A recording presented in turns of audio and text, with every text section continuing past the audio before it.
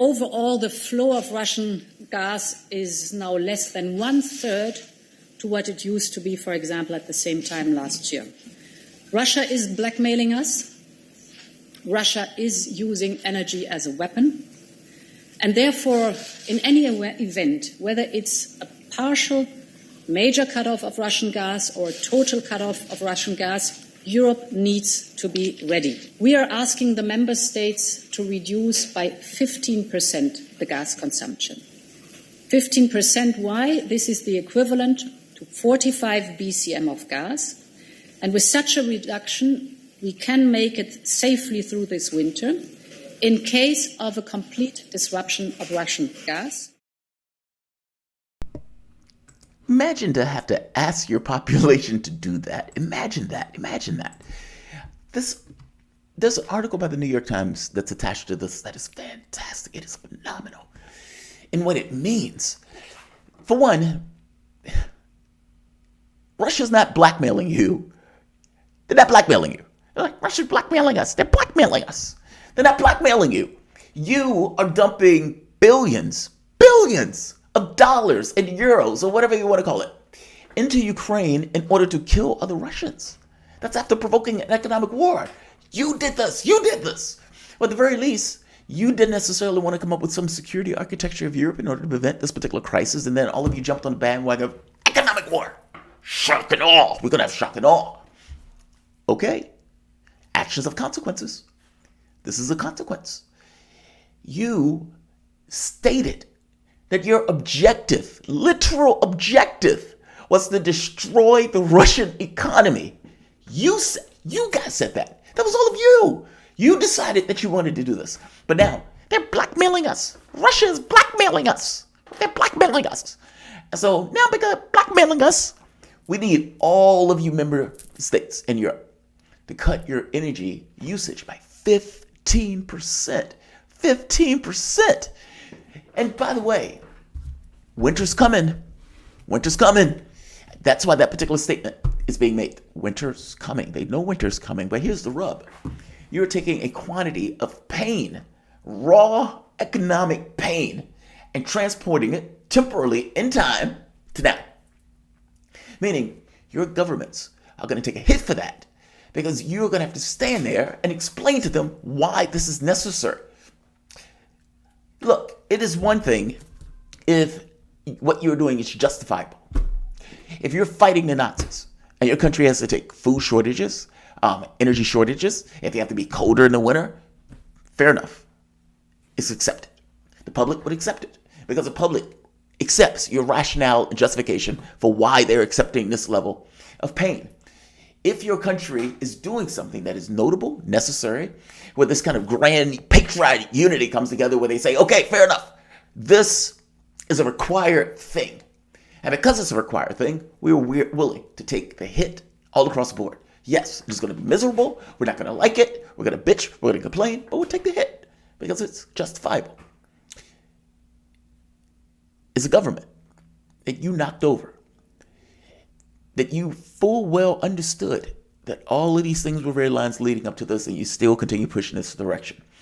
Even if your population doesn't know that, is your population going to be willing to take this level of a hit for Ukraine? I don't think so.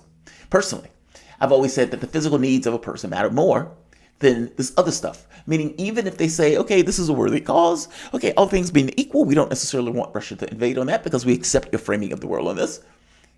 We still don't like it. We still don't like it. And the fact that you got us into this nonsense is something that we are going to punish you, or at the very least, get across our anger and disdain for, which is why the Italian government is on the brink of collapse. We have no idea what's going to take place with that. As Draghi drags his body to parliament to make his arguments.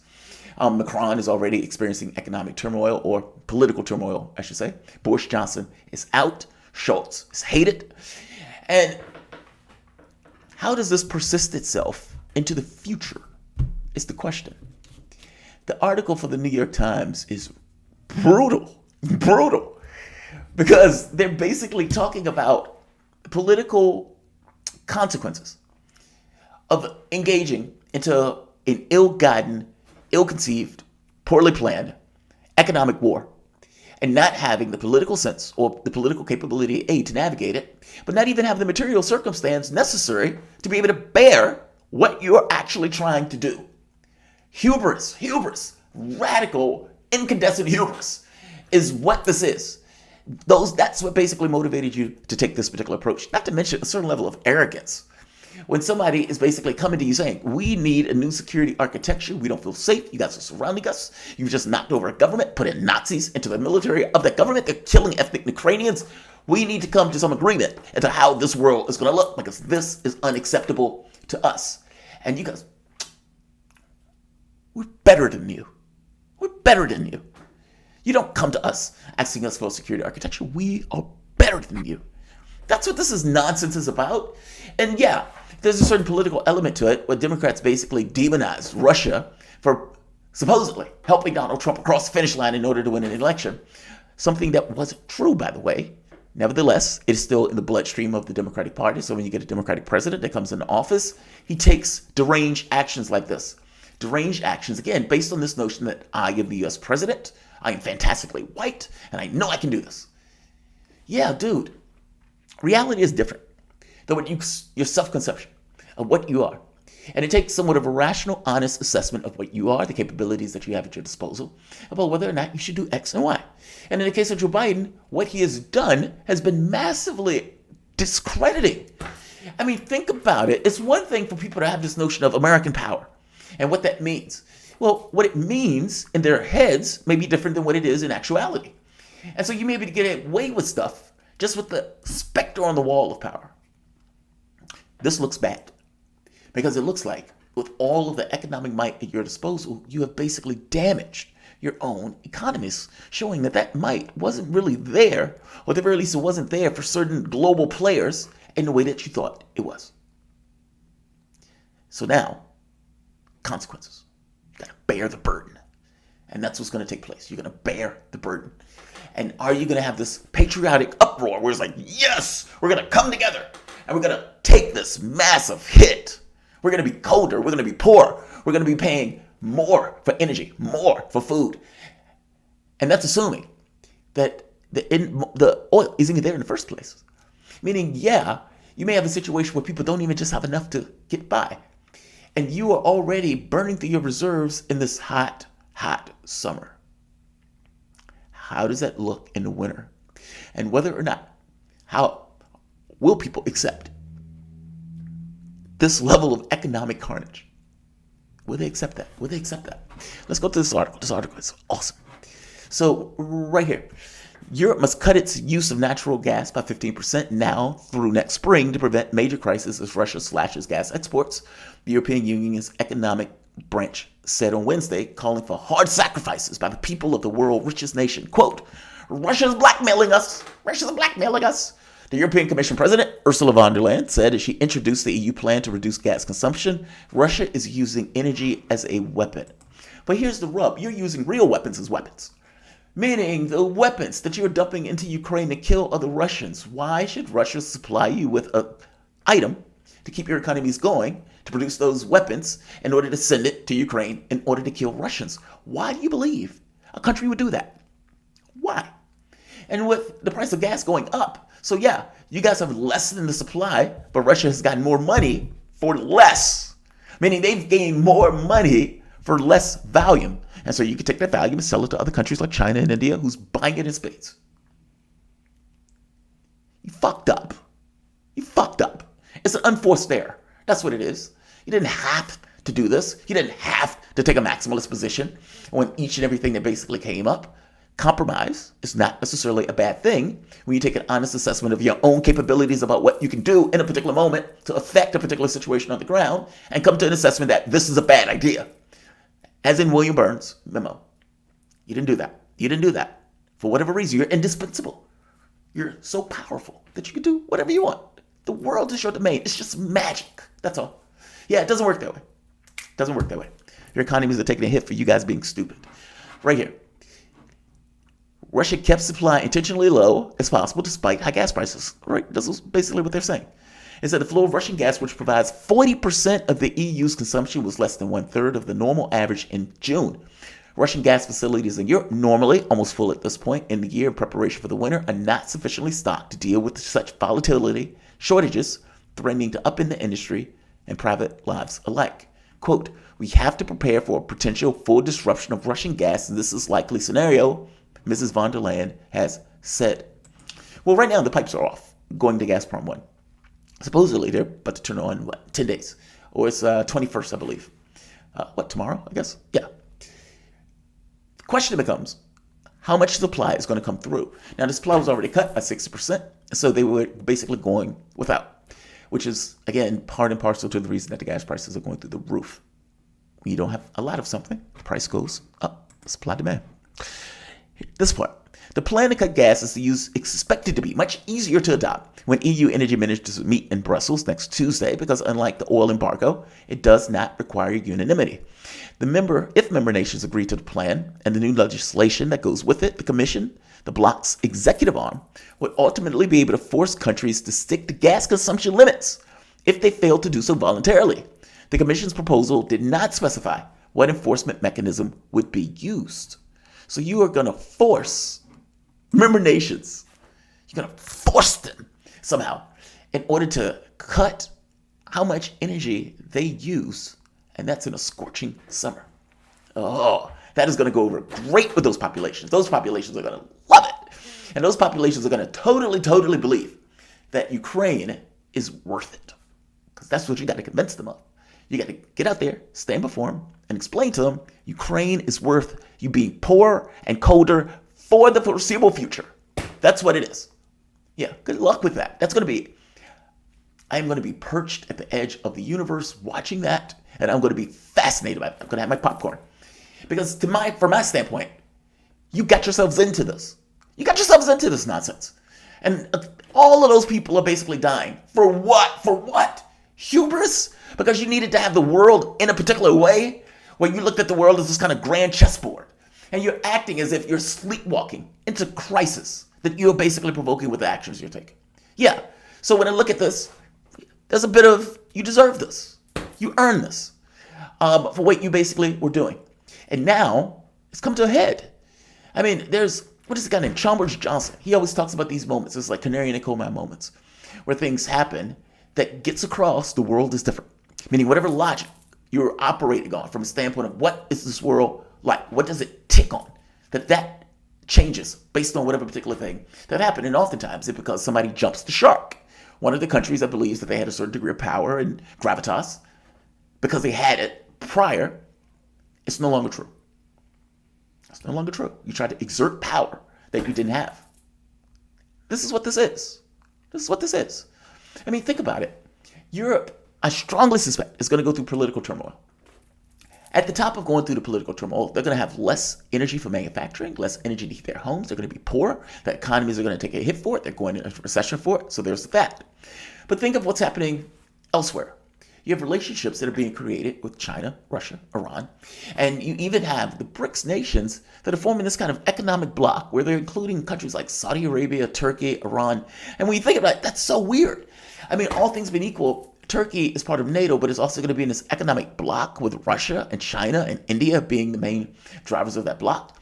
And so you're getting this, the West is jumping the shark in a way that they have damaged themselves politically and economically, while the BRICS nations who are basically staying out of this nonsense have decided to coalesce. It's an economic thing to basically rival this notion of the G7 and everything else. My point is they're consolidating opposition at a time where the West has taken actions that is decimating their local economies, and not just local economies, but also will create political turmoil.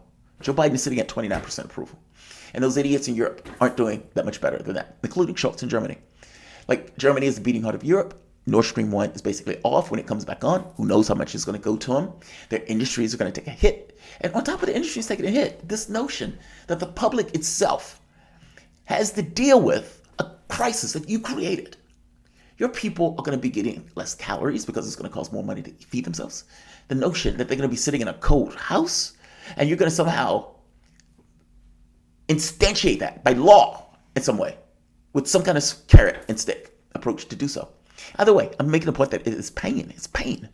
And your populations are going to have to basically take that pain. Let's keep going. This is there anything else in this article? Right here. Ms. von der Leyen, putting a political spin on a seemingly economic issue, said the approach would deliver a massive blow to Vladimir Putin, who wants to sow discord within the European Union, undermining the bloc in its most powerful countries economically and politically. Determined to make it backfire on him, European leaders have drawn closer since the war and have taken the first step towards possibly making Ukraine and the EU a member, something Mr. Putin says he's out to prevent. Quote, Putin is trying to push us around this winter, and he will dramatically fail if we stick together, Ms. von der Leyen saying. Look, if it was me, if I was Putin, I wouldn't give a shit what you thought in this situation. My objective purely would be to put as much pain on your populations as possible in order to get across, one, to disrupt your capability of attacking me by putting money and weapons into Ukraine. It's that part. That's the part that matters. It's how do you put pressure on the governments that are maintaining this war? That's what it is. Now, that's not something that he initiated, but something you initiated after provoking a war. Why do you expect anything less? Why do you expect anything less? I mean, think about what we're talking about for the moment. You're putting billions of dollars into a government that has Nazis infused in its military as it attacks Russia, one of the countries that helped beat the Nazis the first time around. Like, it's grotesque on its face.